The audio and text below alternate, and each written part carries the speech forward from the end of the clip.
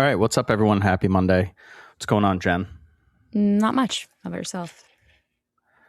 Lots, actually. I feel like I got up early, had an appointment with the kid. The kid. One of the kids, not all the kids. Had an appointment with my youngest boy. He just had a dentist appointment, and then got home, had a phone call, got some stuff done, got situated for this. So yeah, I have some stuff going on. All right. Yeah, all right, let's get into it. So we are talking today about why stylists choose some salons over others, and we're going to take a look at hiring, but I want to do it through a different lens because it might help some people make sense. We've been talking a lot about tier A salons and tier A salons, how they separate themselves and the mindset or the thinking that goes into solving the problems. You need staff to work for your salon, right? Everyone needs that. Some people constantly struggle. Why is that? I think it's because they're thinking about it in the incorrect way. So I thought we could look at that. Okay. And dive in a little bit and have some fun and hopefully help some people. Obviously, we always start with our opening takes. So who's going first? I can. I was struggling with this one. I don't have any profound statements, but I got something good for myself. So we just finished up the holiday weekend and I took a few days off. The salon was closed a little bit too, which for my brain always helps when I know that the salon no one needs us, right? But for the first time in, I would say years and years, I actually yesterday sat and just watched 2 movies, sat on the couch and chilled out and barely moved. And I didn't feel bad about it. It was the best ever. I watched 2 cheesy girl love story movies-ish, and it made me so happy. And it was really nice to just reset and chill. And for any of you who have personalities like me, which are you never sit still, it's nice when I guess you can do that and enjoy it, right? It was just a great day. So sometimes you just need to chill and find some cheesy movies and enjoy your day. Actually, Marley watched them with me, which made it even more fun. That's our oldest kid. That's cool. Yeah, really nice.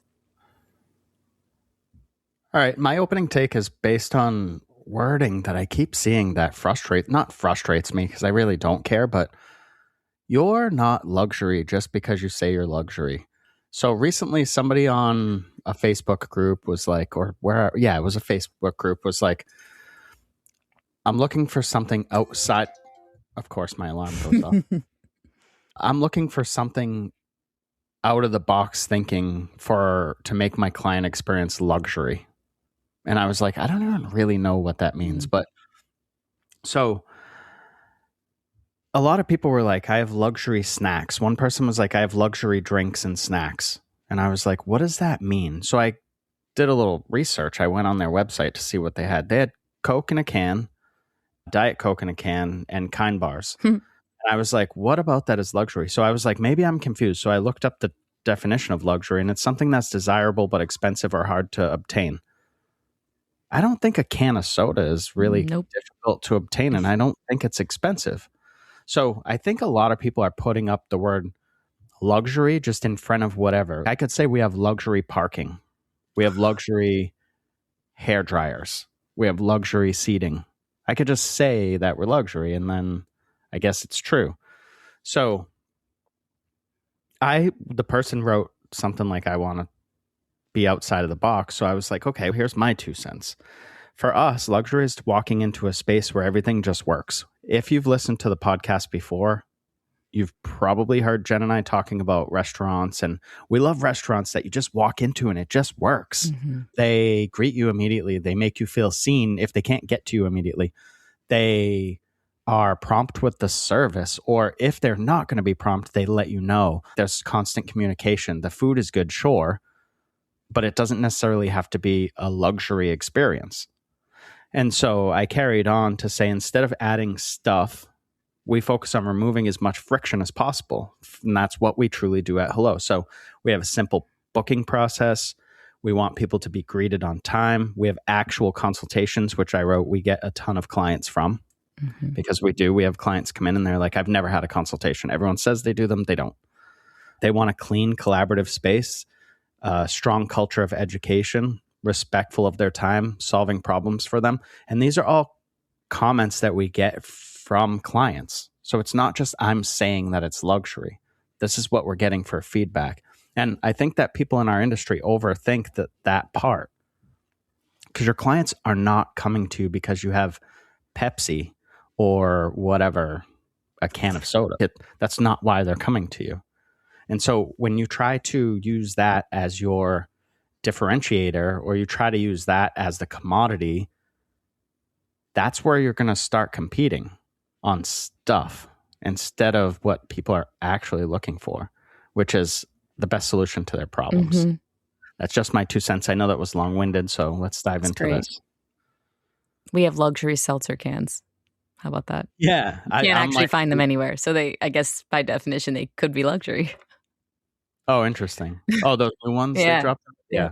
So maybe we do have luxury drinks, but I don't want to use the word silly, because I don't want, if someone's listening and they're like, that's what I do, I don't want you to feel bad. I think it's time to think differently about this stuff. Mm-hmm. And I think if you're going to offer luxury things, it should be, what business are you in? You're not in the drink business or food service business. You're in the hair business. So make those services luxury if you are going to make anything. For sure. All right, let's dive into this. So we see this constantly, like, where are people finding stylists? What job boards are you posting on? Does Indeed work? Where are all the stylists? And those seem like reasonable questions, but I don't think they're the right ones for hiring, because we constantly see them. Mm-hmm. And if they worked, you'd all be full. Everybody would be full. So I think people want to start asking, or should want to start asking, questions like, why would somebody choose us? Right. So what is different about your salon? And don't say we're luxury or we're high end. Just went over that. No, you're not. But ask yourself, what are you becoming known for? And not what you want to be known for. What are you becoming known for? And we'll dive into the specifics. And have we built something worth joining? How about that question? So again, when we talk about tier A, and this is something I randomly, I think, said one day during I think it was last November, we talked about, we did a big episode, a 3-part episode on predictions. And I said, we're going to continue to see a divide between what I'll call tier A salons and then everyone else. And tier A salons it's not about revenue. It's not about how many stylists you have. It's not about how many years you've been doing hair. It's about how the owners think. Because you can have a brand new salon that I would consider a tier A salon if the owner is thinking in a specific set of ways. And then you can have a salon that's doing $1 million in sales or $10 million in sales, still thinks like everyone else. Mm-hmm. So today's episode is not just about hiring, quote unquote. It's about becoming the kind of business that just naturally attracts people. Mm-hmm. And I think that is more important, and I think it's more effective. One of the biggest things I want to point out is that hiring starts long before you need somebody. Mm. Most owners, Jen, correct me if I'm wrong, right? You need a stylist or you have a chair. Post an ad, hope. That's the strategy. Yes, I would agree. I need a stylist. I post an ad somewhere. I hope someone sees it and takes me up on it. That is gonna fail. Most of the time. Yeah. Yeah. Because you're not even getting deep enough into it. So here's how a tier A salon owner would think. And this is how they think differently. And it doesn't need to be exactly like this, but it would be structured more like, we go out and meet people. We build relationships. We build our reputation, which is important. And we then in turn earn trust. And we stay connected with people. And then at some point, opportunity appears. And it's not when someone quits. It starts way earlier than that. Yeah, you're behind the ball, or you're too late to the game if you're hiring from that everyone's just quit, or you are in a need position. Because you're scrambling at that point instead of... You're not going to hire the right people at that point. Yes, instead of having relationships developed and developing the right relationships with the right people so that they know what you're about before they're even joining your team, you're just hiring anybody to fill a hole. Mm-hmm. That's happened at my last salon that I owned that closed because that's where we were at.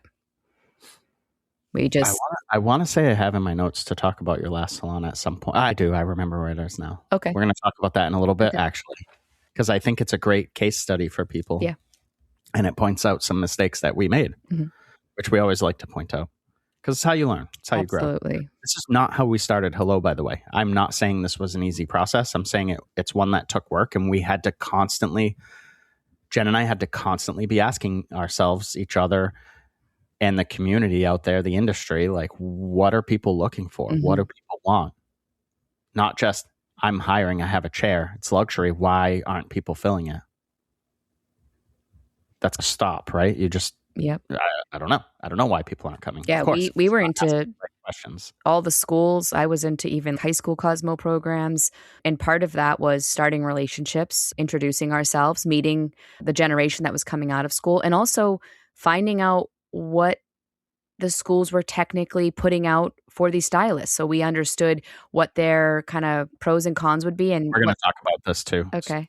Yeah. But we were in those schools doing the work. And sometimes we were even bringing our littlest son because that's just the situation we were in, but we knew we needed to do the work. It didn't always look pretty, but there we were. I think another thing that people don't put much stock in is their reputation. Everyone defines their own reputation, but that's not how it works.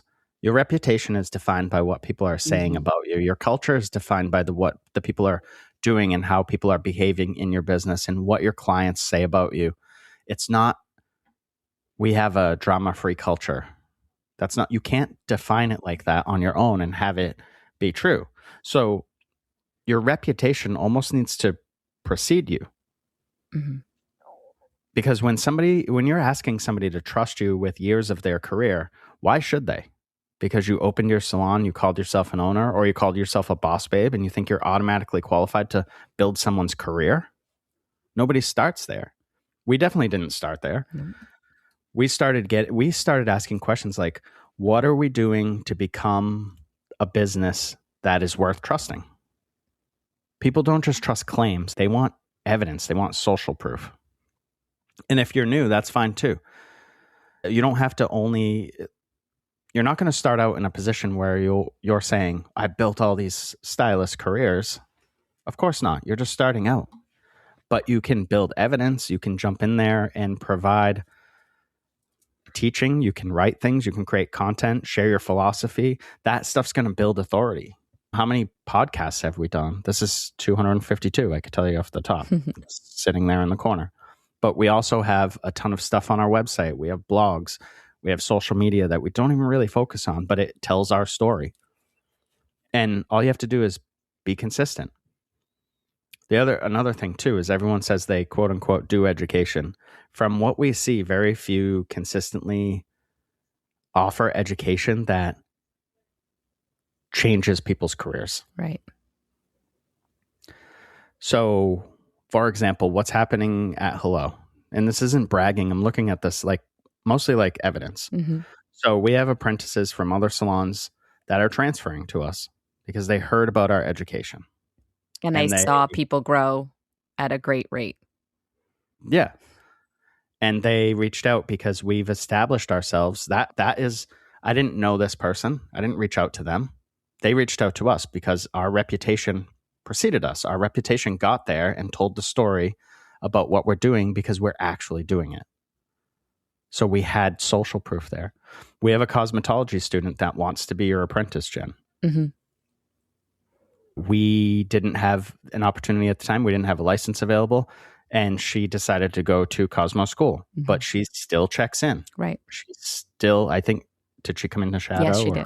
Yeah. She came in just to hang out. Why? Because we build relationships with people. So when she's finished with school, now we can have a conversation. Is this a good fit? But guess what? We'll already know because we'll already have the relationship built. It is really cool because you start to build these relationships over time and it's not just this quick one and done, right? In this case, I think we started 2 years ago with this girl. We met through me just volunteering at her high school in her Cosmo program and talking about the salon and what we do and just being present in their class to answer their questions. And that left a great impression on her. And through her Cosmo program, we have stayed in touch. And it's just really neat because you're not like just, I'll just take you on and we'll see where it goes. But we have a long-term relationship before we're even together working, if that's even how that goes. We also have high school cosmetology students. We have one in particular that is trying to become your next apprentice. So I mixed up those two things. But so one student in Cosmo school and one student that's in high school that already is interested in being the next apprentice at Hello when we have an opening. And none of these conversations started because we posted a job listing, right, or that we're luxury anything. The reputation came first. And I think when you can start having people reach out before you even have an opening, you've moved on from recruiting to attracting. Mm-hmm. And I think that's really what it breaks down and we to. just tell our story. It's really what it comes down to. It's not that hard. But you have to actually do the work too. Yeah. Which I find fun. We find it fun, but a lot of people don't. Yeah. Because I still see people that are like, I don't have time to train, so I can't do it. Okay, then you don't have time to own a business because you're always going to be coming from behind. What job have you ever had in your life that didn't have training? Right. You go work in a restaurant, they train you. You're doing a week or two of training. You're in training. That's what it's called. You go to a corporate job, guess what? You're training. Mm-hmm. They train you. You go become an electrician, guess what? You have to go to school, and then there's training. I don't know why we think that this industry is different. You need training. Yeah, if you want to set your staff up for success, for sure. Everyone thinks that somebody's just going to walk in out of school and be ready to go, or you're going to find that unicorn hairdresser that's going to come in and has 10 years experience in a full book, and all you're going to do is just set them up in the corner and then just make money off them. And here's the thing, in both those scenarios, I think this gets lost. They both need training. The girl, the stylist coming out of school, and the unicorn hairdresser that you think you're going to attract, both need training because they've never worked under your roof, under your leadership, with your staff, in your culture. So why would you throw them in day one and be like, they can just do hair? Cool, but they've never done hair in your space. So each one will look differently, but they both need to be trained on what doing hair in your space looks like. I don't know why that isn't done more often. Probably because it's not the way it's been done, except in like more corporate formal salons up until recently, where now everybody and their sister owns their own salon, which again is fine. Blows my mind. But if you think you're just going to open a salon because the barrier of entry is low, and then just win at life because you're a luxury boss babe, like it's because, and I make fun of that stuff and pick on that stuff, but that's what you see out there. And then you see those salons and those suites and stuff closing left and right. Yeah. And it's not what we want to see. The more small business, the better. That it lifts the rising tide lifts all ships. So if you're somebody that doesn't believe that, this podcast is probably not for you, because we want everyone to win. Yeah. It comes down to questions too. So I think I mentioned this, but tier A and everyone else is asking, where are the stylists? What job boards work? Where should I advertise, or where should I market? Those aren't the necessarily best questions. You should be asking, why would someone trust me? Why would someone choose us? What are we becoming known for? Mm-hmm. Have we built something worth joining? Average owners ask where to find people, and tier A owners become a place where people find them. Mm-hmm. It's really simple as a mindset shift, I think, Jen. Yeah. People just shift their mindset.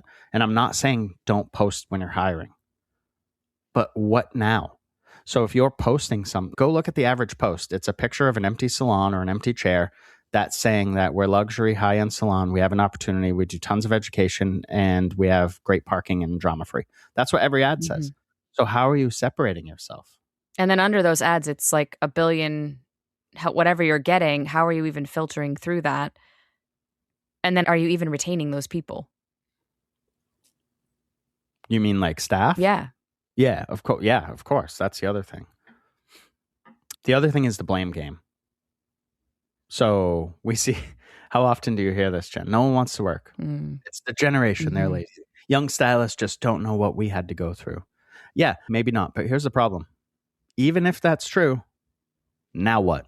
Yeah. Because you still chose to be a business owner, so you still have a business to build. Mm-hmm. You still have rent, payroll, clients, responsibilities. And you could spend your energy proving that you're right about lazy generations, or you could spend your energy solving the problems.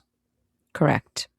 When we opened Hello, I've said this at least a few times on the podcast, and I realized sort of the generation coming out of school, we were opening a brand new salon. So we needed to interview a lot of people, right? We had chairs to fill.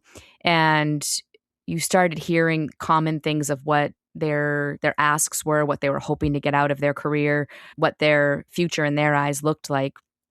And I remember talking to Todd, like, I don't know if this generation is going to be for me. I don't know if I can lead them. And I don't know how we're going to meet their needs while still meeting the needs of the business.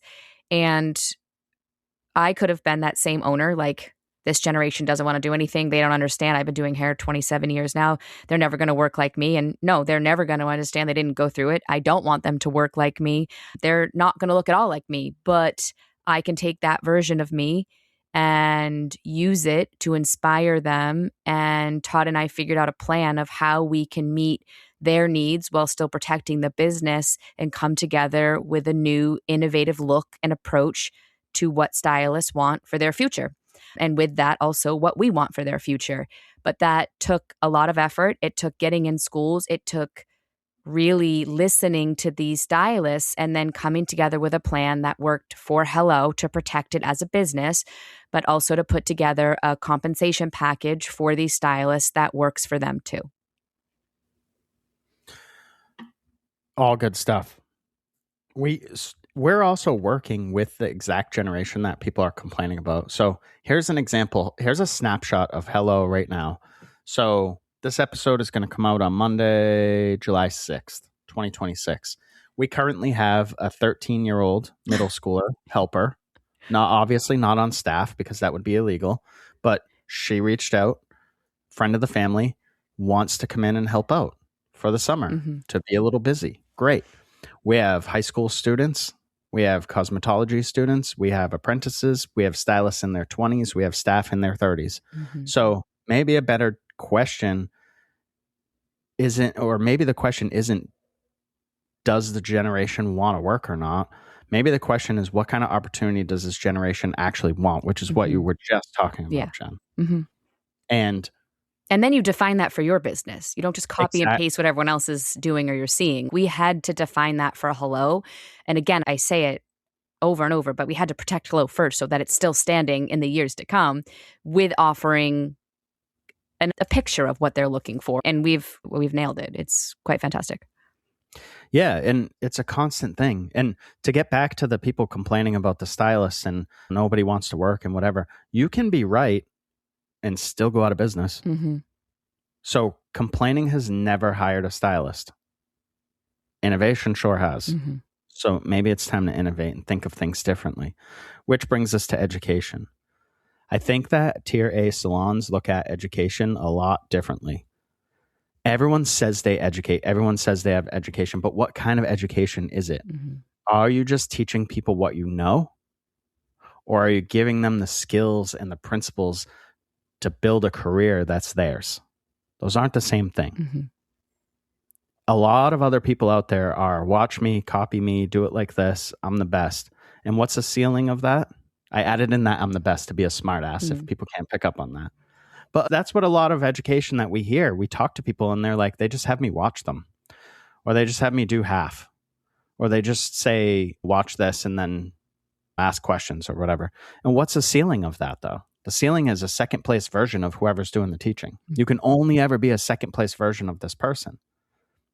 And that comes from a scarcity mindset. I know a lot of salons want that. They don't want to train staff that could ever become better than them because then how would that look? Because they're the boss babe. Yeah. And they're the owner. Where we take a completely different approach. And it has more of a, here's how we think. Here's why we made this decision. Here's the framework. And then once they get that stuff down, the fundamentals, and they understand the why, now take that, challenge it, improve it. Create your own path. Because our goal isn't to create copies of Jen or copies of me. Our goal is to help people become the best version of themselves. Correct. On their own path. And if we can do that, then they're happy. And then when they're happy, we don't have to hire as much. Yep. And that looks very different for each individual. They're not at all the same. Yeah, you want to create independent professionals that are capable of building careers that we couldn't imagine. You want to give them what you have and allow them to stand on your shoulders to reach a little higher. Yeah. It's the same thing as you do with your children. You want your children to, you want your children to do better than you ever did. Right. It's the same thing we want for our staff. And we don't have a lot of turnover. So I know that makes people scared. What if I teach them everything and then they just want to go off on their own? Well, I would look inward. That's maybe what you did. Yeah. That's not what that generation maybe wants. And people will it. come and go. That's just the nature of doing course. business. You just have to get over that. Whether you teach them or don't, they're still going to have that. And wouldn't you rather, if they do leave, at least you've given them a great opportunity and you're part of their success story. You have no idea what that will look like in their future. I am not afraid of people leaving. I think the average stylist at a salon right now is 2 to 3 years. It used to be up to 5. It's much lower now. We're not in those averages, and that's amazing, but that doesn't mean that I'm not like someone will leave. Eventually, that's just how that goes. But we do offer endless opportunities. And when I say endless, it's opportunities where the sky is the limit for so many different avenues.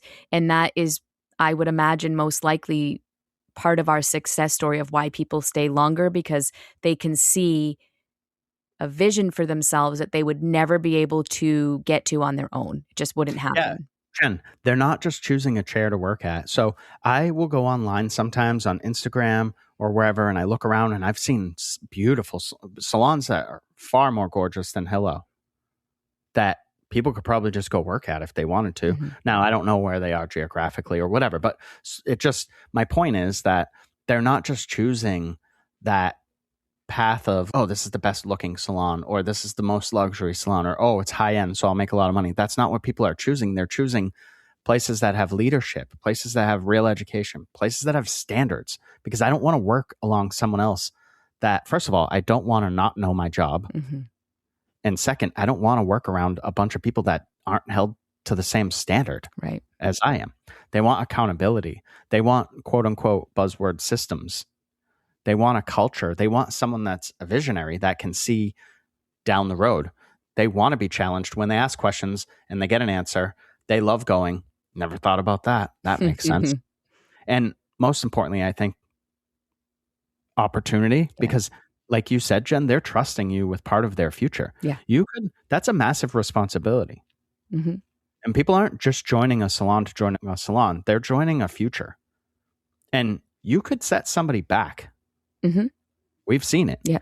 We've seen people leave the industry because they just happen to roll the dice on the wrong salon. And again, that's going to happen. There's going to be a bunch of people out there that just get screwed and end up in bad situations and think that's just how it is and don't last long and burn out and quit. That's going to happen because it's just numbers, right? But it doesn't happen. It doesn't have to happen at your salon. If you're listening, if you're listening to this, you give a shit about things. Yeah. I would say you're not 29 minutes into a podcast because you don't care. So what about hiring? I think this is a different question too. A lot of places are just, I'm just looking for the best stylist. I'm looking for people that fit my culture. Those are two different things. Mm-hmm. I'm looking for the best fit. You're looking for the best stylist. You're looking for somebody that's going to pass a technical exam with you and have a job. I'm looking for a person that gives a shit because I can't teach that part. Right. We can teach them any technical stuff. Technical skill does not matter to me at all in any way, shape, or form, unless Jen said this person is a cluster and has no clue at all. But again, we could train them up if they're the right fit. Do they have character? Are they curious? Do they have humility? Do they respect your values? Do they buy in? Because that might take a little bit to get up and running. Say it takes 12 weeks, say it takes 6 months, whatever it takes to get somebody up and running. But the wrong person could damage your business for years. Yeah, for sure. When we talk too about hiring, training, education, I want you guys to understand too that we also have grown relationships outside of us and have a bigger network to access the type of training that maybe we can't always offer. So a lot of times I can do most of the stuff, But sometimes I'm too busy and I cannot. So this month coming in, I have an outside educator to train some of our newer staff on some product knowledge and on some color theory. Now, these are both things that I can teach. It just made sense for us right now in the summer, where I'm trying to spend more time at home with my children, to outsource this education.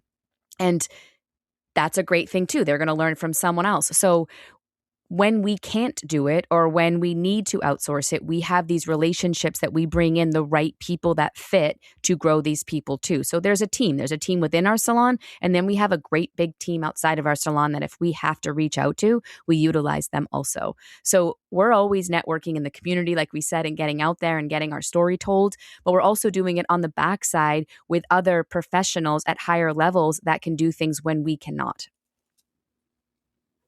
I love that. Thanks. You know, the other thing that I love, opportunity. We talk about opportunity so much, and it's because it beats perks. And that's what a lot of salons are trying to sell. A lot of salons are trying to sell perks. We have a luxury experience for our clients. We already talked about that. What does that even mean? Right. You could even have it defined, but it doesn't even fit the definition from the dictionary. So like it doesn't, just because you're saying something. What we do is actually have opportunity. And let's look at it backwards. Let's look at some people that have left. Obviously, I'm not going to name names, but we've watched people leave Hello chasing what looks like a better opportunity. We had somebody, for example, that said, I've only ever worked at Hello. I've only worked at one salon. So I feel like I need to see what else is out there. Okay, fair enough. That's how you can argue with that, right? So they left. And eventually they realized that it was like not what ideal. What they had, because they now had something to compare it to. And they were told a story that nobody was going to fill. So they were told a fake story. And that's often out there. People will tell you everything they offer, but when you get in there, none of that is true. And that's unfortunate. Another stylist left because they were promised all sorts of things. I was going to a second example, Jen, which is exactly what you're talking about. And then guess what happened? Those promises never materialized. And now I think this person, from what I heard through the grapevine, is on their fourth or fifth salon. Yeah. Because people are confusing these immediate sort of rewards, these perks, with long-term opportunity. Right. I guess perks might get people's attention, but opportunity is what's going to build people's careers. Yeah. And if you can separate that, if you can go out and say, hey, we've taken X amount of people from zero to decent clienteles in X amount of time, that's more interesting than I have snacks and parking. That's not, I don't care. I assume you have parking. What business doesn't have parking? That's a new trend that I've seeing. I've seen it too. It's good. We have parking. Okay. Also, when you are... I've never been somewhere without parking. Yeah. Now I know in cities and stuff, there's it's difficult to park. Okay, go to a parking garage. What do you like? Why is it that hard? Yeah, I see a lot of times with these salons that are hiring, I feel like some of the stuff you're offering as perks are more client-based than stylist-based. So if your perks are, we treat clients this, and yeah, we have free parking and we offer great snacks, like how does that help the stylist get ahead in their career? Because they can go to the store and get their own snacks. They need a place to park. And none of that helps their career grow. And none of that shows them the growth path that you could lay out for them to get them further than, I said this earlier, further than they could do on their own, so that they can see that, whoa, if I'm here, I can get X, Y, and Z way faster if I stay here under this leadership. Those are the things that you should be advertising. And if you can't do that, those are things you need to discover on how to show them an opportunity that's bigger than they've even ever envisioned for themselves. I think that happens, Jen, because people are out there, owners, and they're thinking, how can I add more stuff to this list to present to somebody? Like, we have a refrigerator at our salon. Come work here. Like, come on. We have lights. And I'm making a joke about it, but so they think that creates a better offer because I have 52 things listed here. Maybe that looks like a better offer, but a better offer isn't necessarily a better opportunity. Yeah. And also, you're going to attract someone that the growth mindset is probably not part of their future because those perks seem great to them. We attract people that are coming in and they see where some of us top tiered stylists are in our salon. Like, I want to be where they are. And I know you can help me get there because you've helped these people all get there too. So I would be careful. If your offering is all of those kind of low level things, then you're going to attract people that probably don't have that mindset that you're actually looking for. And that might be your problem too, why you have this generation that doesn't want to work. You just attracted them by snacks and parking, not by actual growth for them. So yeah, you're attracting people that maybe don't want to work so much and would rather sit around and eat snacks. I want to talk about your old salon for a second because this stuff takes time. We didn't just open Hello and have buy-in from people around the area. We didn't just open Hello and have a waiting list of people that want to work with us. And that's part of your vision of where you want to get your company to. And that stuff takes time, because if we opened Hello again tomorrow, and we just did an episode on this recently, right? If we open again, what we would do differently. Yes. I know one thing we would absolutely do differently. We wouldn't build with the staff that followed you from your previous salon. Correct. Not because they weren't good people. That has nothing to do with that at all. Some of them were family. But they came from an old culture that makes it very difficult to show them a new way. They wanted the old salon just in a different location. Yeah. We weren't building the old salon. We were building Hello. Yeah. And at the time, like, nobody could see that. Today, they can. Yeah. And it was difficult. And that part where I said earlier, if you don't have staff that buys in, that can set you back years. That set us back probably 3 years before we started really, because it was about 3 years ago when we really started diving into this is the stuff that we're saying is actually happening. Right. The stuff that we want to do and that we're planning and that we were putting out early in the podcast, we were doing all that stuff. It might not have necessarily been paying off the way that it is paying off now today. Yeah. Again, let's talk about relationships for a second here. So a lot of owners, again, this is how they go through their thought process, but I need staff. I'll post an ad. Really what you should be doing, and this is what I believe a tier A salon would do, is just constantly meet people, constantly talk to everyone, find reasons to talk to people, find reasons to build relationships, and then stay connected, nurture them.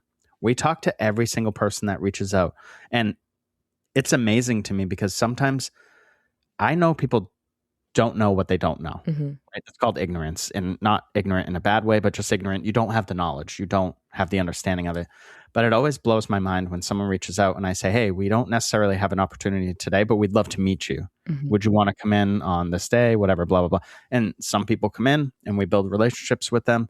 And some people just don't ever message back. And I'm always like, I wonder why they wouldn't just, because there's an opportunity in the future maybe, or maybe not, but you don't know if it's there unless you explore it. I think the opportunity, go ahead. I'm going to go because I want to finish the thought and I'll forget. There are a group of people though that say come out of school that just will take whatever the first job is. They don't really even care. And then those might not be the right fit for our salon either way. So I guess I'm glad they're weeding themselves out. Yeah. Go ahead. I was going to say, because of where we're at now and we're able to say that exact conversation, like you just said, it's organically put us in a position where I do feel we're finding the top tier stylists that are looking for different things that align with us and that aren't just looking for a place to work. They're looking for a long-term place to stay. And they have values and things that are important to them. And we have the story to support that. I think when you have a lot of people, which let's say out of 5, 2 maybe take that interview, it's because those 2 are looking for something different than the other 3. And luckily out of the position, not luckily, but the position we're in now, it's kind of become helpful and a great tool where we know now when someone's coming in, they're coming in because they want to work with us at Hello, not just have a job. Yeah, I would say 97% of the time, I just made that number up, but it's a very high percentage of the time people already have an interest in Hello. They're not just looking for any old salon. Again, not because we're better, not because we're doing anything crazy. It's just our thinking is different and it's attracting a different level of thinker. Yes. And all of those conversations that you have are either building your reputation or diminishing your reputation. Because you never know. Every single conversation that Jen is talking about that could result in a stylist tomorrow or down the road. That could result in an apprentice next year. Yeah. No one wants to think in terms of that years. But you have to. That could result in referrals for your business. If you take care of somebody and they go to another salon, you might offer different services. That person's much more likely to recommend you because you have a relationship there. It might lead to a recommendation. We just had our financial advisor have somebody that they were helping reach out to us that lives on the other side of the country, but you never know what's going to happen. Right. You never know what future opportunity is going to come. So you always want to have the conversations Absolutely. and be building your reputation for helping people and being honest. We are completely honest. I remember when we couldn't figure out the license situation for the girl that went to cosmetology school. You were like, we can't figure this out right now. You jumped on the phone. You didn't hesitate. You jumped on the phone. I remember you went through the slider door out onto the deck and you said, hey, here's the situation. We tried X, Y, and Z. We can't make it happen. And then you recommended a school for her, and you recommended a specific school. And it was because you got to know her a little bit and you realized these things are important. And so it's having that conversation. And now guess what? She's coming in. She's still talking to us. She's shadowing. She's still in communication. And I don't know, maybe she'll end up future hair pro at Hello. We'll have that conversation probably when she's finished with school. I think focus on just becoming a magnet and attracting people. That's what, like an exceptional salon or tier A run business or whatever, that's a magnet. When I was in the restaurant industry, there were the restaurants that everyone wanted to work at, right?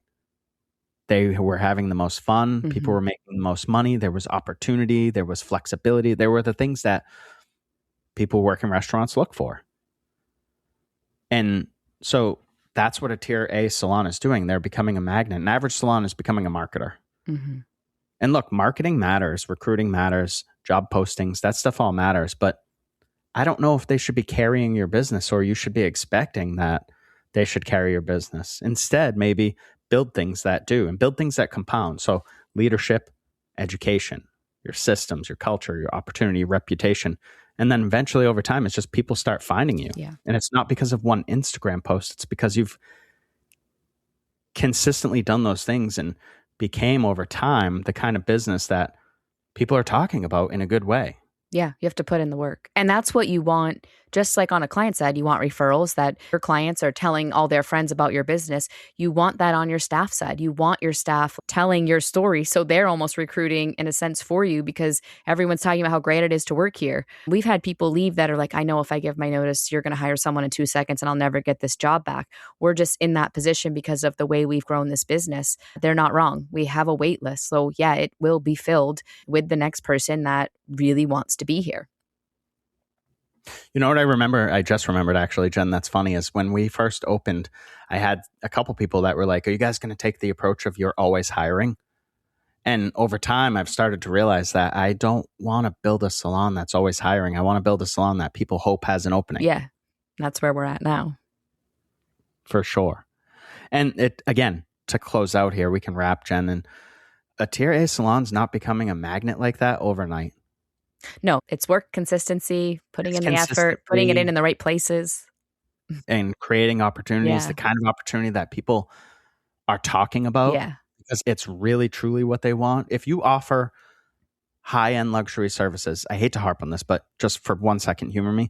If you offer high-end luxury services and you have cans of soda or whatever, is your staff talking about that to their friends, to their clients, to people they're meeting in cosmetology schools? Because we have people that go to cosmetology schools to teach and stuff like that and come in as guest educators or whatever. And they're talking about the opportunities that we're building. And then we're getting people reaching out from stuff like that because they're not talking about, they have best seltzers. Which we do. Which we happen to have. I need to have these seltzers. Have I had them? I don't know. They're in the blue cans. They're pretty cool. Oh, I think I have had those. There's a cherry one, and is there a peach one? Peach and mango right now are the flavors on tap. Okay. Well, anyways, I guess maybe having the best seltzers helps you. It does nothing for you, but it is kind of cool when someone wants a seltzer and you're like, I got this one. Oh, I got this, and you probably never had it. But that's not why someone's coming in, right? No, that's not even why I got them. I just, whatever. It's fun to have that stuff, and it's cool to have that stuff, but it's not what's going to attract clients. It's not going to attract. It shouldn't be where you're spending your time worrying about attracting them because of your snacks and your drinks when you do hair. That should be what attracts them. Your parking. You should work here. We have good parking. Oh. Okay. All right. So I guess that's it. Okay. Cool. All right. Bye, everyone. Have a great day.